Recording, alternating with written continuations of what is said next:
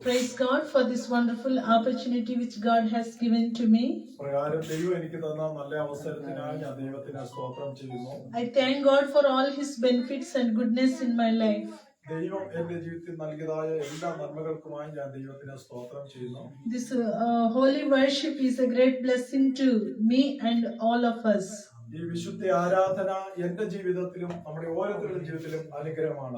Hallelujah.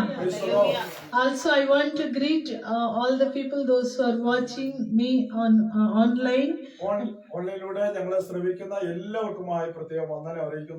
Greetings from Church of God of Prophecy from South India, Idukki district.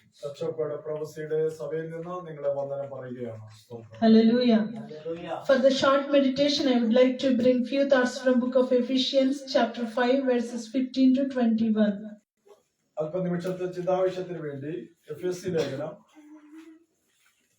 Chapter 5 verse 15 to 21.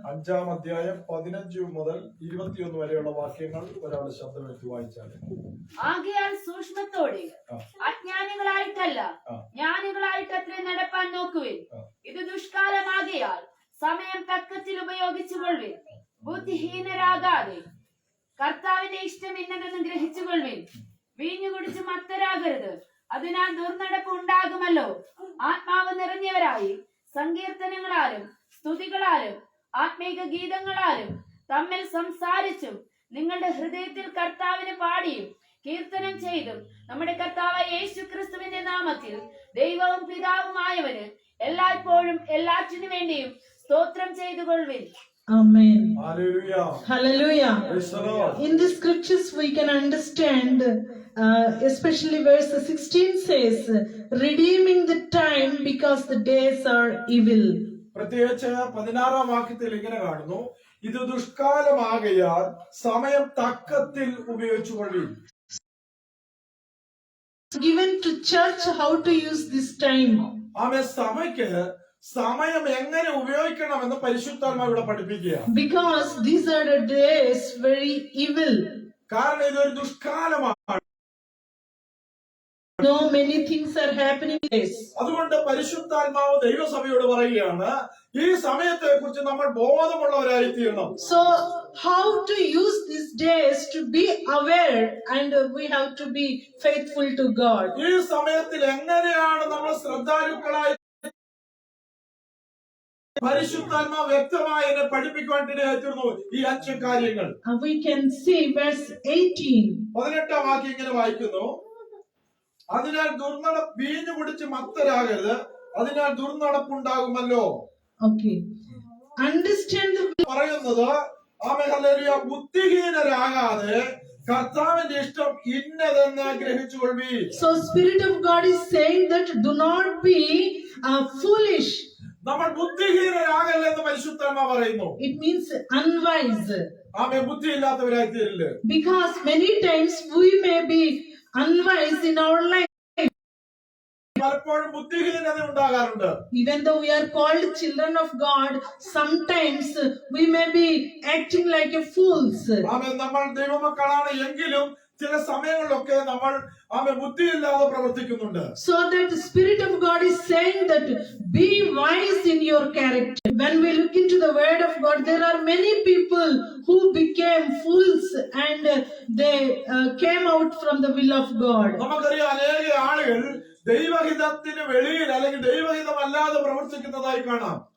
We know King Solomon, he was a very wise man. നമുക്കറിയാം ശലോമോൻ രാജാവ് വളരെ ബുദ്ധിമാനായ വ്യക്തിയായിരുന്നു. But when he got married and when he followed his wives, he became foolish in his actions. എന്നാൽ ശലോമോൻ കുടുംബസ്ഥനായി വിവാഹം കഴിച്ചതിന് ശേഷം തന്റെ ഭാര്യയുടെ വാക്ക് കേട്ട് പോകുന്നതിന്റെ ഫലമായി ബുദ്ധിഹീനനായി തീർന്നു.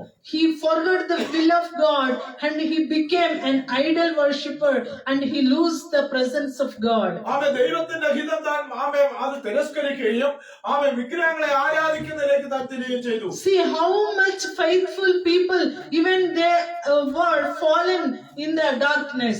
നമുക്കറിയാം അനേക ബുദ്ധിയുള്ള ആളുകൾ പോലും ഈ അന്ധകാരം നിറഞ്ഞ ലോകത്തിൽ വീണു പോകാൻ ഇടയായിത്തീർന്നു. So the church must be aware of, do not be fools, but be wise. അതുകൊണ്ട് ദൈവസഭ അവൻ ദൈവത്തിന്റെ ഹിതം അല്ലെങ്കിൽ ദൈവത്തിന്റെ ഇഷ്ടം എന്തെന്ന് മനസ്സിലാക്കി ജീവിക്കേണ്ടതാണ്. So every moment we have to understand what is the will of God in our life. നമ്മുടെ ജീവിതത്തിൽ ഓരോ നിമിഷങ്ങളിലും ദൈവഹിതം എന്തെന്ന് മനസ്സിലാക്കിക്കൊണ്ട് നമ്മൾ ജീവിക്കണം. The first thing is we have to understand the will of God. ഒന്നാമതായി നാം ദൈവഹിതം എന്താണെന്ന് മനസ്സിലാക്കണം. And the second thing we can see in the same chapter and verse 18 says, filled with the Spirit. അടുത്തതായി കാണുന്നത് ആത്മാവ് നിറഞ്ഞവരായി തീരുക. Hallelujah. Hallelujah. Hallelujah. Praise the Lord. We have to be filled with the Holy Spirit. നാം പരിശുദ്ധാത്മാവിന് നിറയപ്പെട്ട വ്യക്തികളായി തീരണം. Because these are the days we have to be always must have the presence of God with us. എന്തെന്ന് ചോദിച്ചു കഴിഞ്ഞാൽ ഈ കാലഘട്ടത്തിൽ നാം എപ്പോഴും പരിശുദ്ധാത്മാവിനാൽ നിറഞ്ഞ ഒരു ജീവിതമായി തീരണം. Because there are many things which can fill our hearts except Holy Spirit. പരിശുദ്ധാത്മാവ് അല്ലാതെ അനേക കാര്യങ്ങൾ നമ്മുടെ ഹൃദയത്തിൽ നിറയാൻ സാധ്യതയുണ്ട്. In this word itself it says like this, do not be filled with your hearts with drunk. അതുകൊണ്ടാണ് പരിശുദ്ധാത്മാവ് ഈ വചനത്തിൽ എഴുതിയിരിക്കുന്നത് വീഞ്ഞു കുടിച്ചു മത്തരാകല്ലേ എന്ന്. Here says drunk with not with wine, but in spiritual way we can see there are many things people will be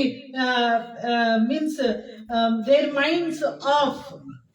നമുക്കറിയാം അനേക കാര്യങ്ങളിൽ അവൻ മനുഷ്യന്റെ മനസ്സ് അവൻ മാറ്റമായി അല്ലെങ്കിൽ അവൻ ദൈവഹിത പ്രകാരമല്ലാതെ ജീവിക്കുന്നതായി ചിന്തിക്കുന്നതായി കാണാൻ കഴിയും. Worldly things, how to run their family, what tomorrow we are going to face, and about their children and finance. There are many things may blind our mind.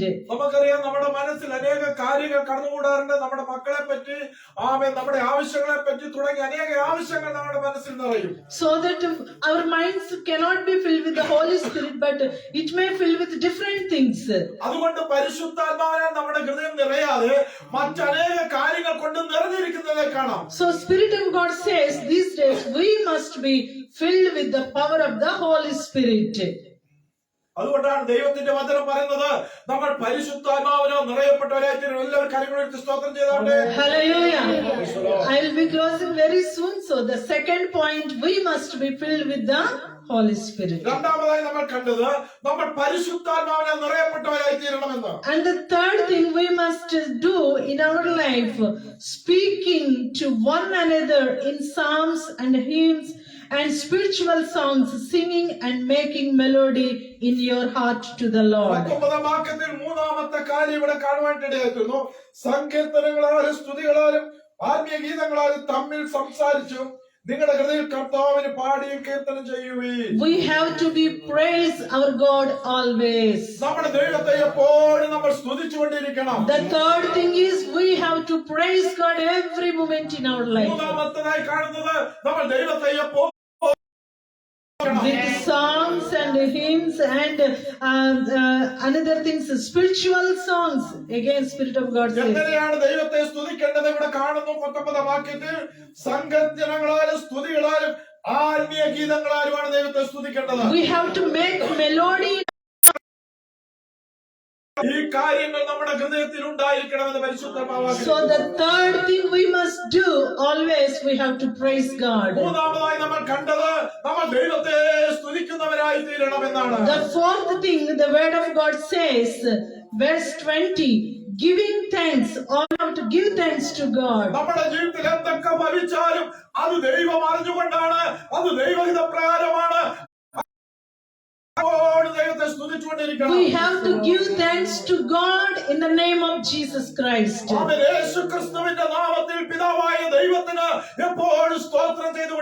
Maybe your family situation is not suitable for you. Your finance may not be suitable for you. Maybe you are suitable to praise God, but you have to give thanks to God. ദൈവത്തെ സ്തുതിക്കാൻ പറ്റിയതായ സാഹചര്യമല്ലായിരിക്കാം. എങ്കിലും വചനം പറയുന്നു നമ്മൾ ദൈവത്തെ സ്തുതിച്ചുകൊണ്ടിരിക്കണം. Because you are chosen by God without God's permission. കാരണം ദൈവത്താൽ നാം തിരഞ്ഞെടുക്കപ്പെട്ടവരാണ്. ദൈവം അറിയാതെ നമ്മുടെ ജീവിതത്തിൽ ഒന്നും സംഭവിക്കുന്നില്ല. Because the scripture is given to the church, especially for the children of God. കാരണം ഈ ദൈവത്തിന്റെ വചനം ദൈവസഭയ്ക്ക് ദൈവജനത്തിന് വേണ്ടിയുള്ള സന്ദേശമാണ്. Hallelujah, God. അഞ്ചാമതായി കാണുന്ന ഈ ദുഷ്ടലോകത്തിൽ നമ്മൾ എന്ത് ചെയ്യണം? അവൻ ക്രിസ്തുവിന്റെ ഭയത്തിൽ 21 വാക്യം, അന്യോന്യ കീഴ്പ്പെടുവീൻ. Hallelujah. We must have the fear of God and love one another. അവൻ നമുക്ക് ദൈവത്തോടുള്ള ഭയമുണ്ടായിരിക്കണം. എന്നാൽ അവൻ ഓരോരുത്തരും പരസ്പരം മാനിക്കുന്നവരായി തീരണം. We have to say that other person is better than me. അവൻ നാം ഇങ്ങനെ കരുതണം, എന്നേക്കാൾ മറ്റുള്ള വ്യക്തി. Each other, there will be no fighting, there will be no jealousy, there will be no misunderstanding, there will be no problem in our family and society in everywhere. ക്രിസ്തുവിന്റെ ഭയത്തിൽ അന്യോന്യം കീഴ്പ്പെട്ടിരുന്നാൽ നമ്മുടെ കുടുംബത്താകട്ടെ സമൂഹത്താകട്ടെ അവൻ യാതൊരു പ്രശ്നങ്ങളും ഉണ്ടാകത്തില്ല. Then the people will know that we are the children of God, we are fearing to God. അങ്ങനെയെങ്കിൽ അവൻ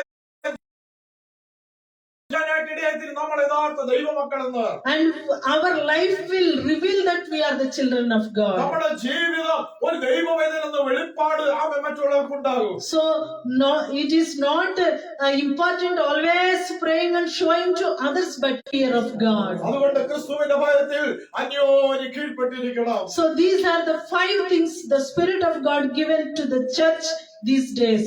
ഈ ദിവസങ്ങളിൽ ഈ ദുഷ്കാലത്തിൽ പരിശുദ്ധാത്മ ദൈവസഭയ്ക്ക് തന്നത്. So shall we repeat once again? What is the first one? ഒന്നാമതായിട്ട് എന്താണ് നമ്മൾ ചിന്തിച്ചത്?